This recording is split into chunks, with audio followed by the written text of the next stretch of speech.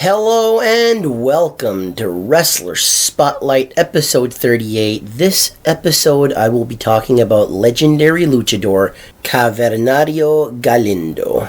Galindo was born on September 27th, 1923 and would make his pro wrestling debut in 1938 at the age of 15. Early in his wrestling career, he would wrestle under the names of Rudy Valentino and Rudy Galindo.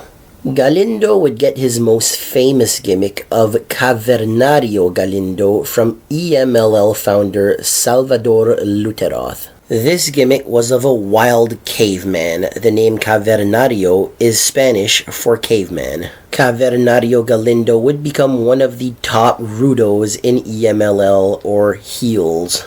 One urban legend is that Cavernario Galindo tore a live snake apart in front of the audience before a match in the 1940s. On July 1st, 1949, Cavernario Galindo would win the Mexican national light heavyweight title from Tarzan Lopez. He would lose the Mexican national light heavyweight title in December of 1950. This reign as Mexican national light heavyweight champion would be the only championship belt he would ever hold in his long career. The rivalry that Galindo is most remembered for is with Gory Guerrero. These matches were some of the most violent and bloody matches in the history of Lucha Libre. Cavernario Galindo would get a big win over Gory Guerrero at EMLL's 19th anniversary show.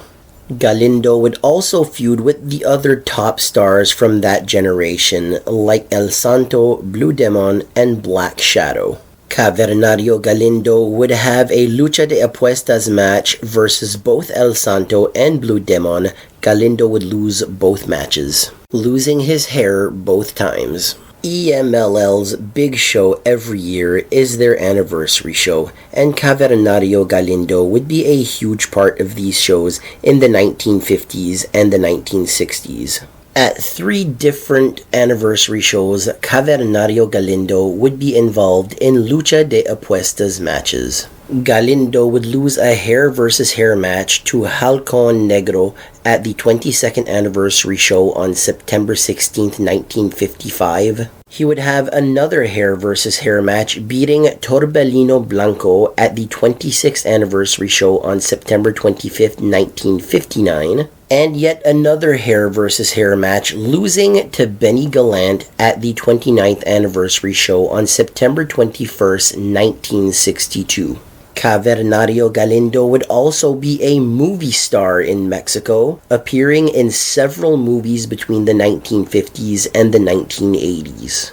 Cavernario Galindo is well known for inventing La Cavernaria. This is the modified surfboard hold. Cavernario Galindo wrestled till the 1990s. That's 7 decades he wrestled in. He would retire in the 1990s after breaking a vertebrae.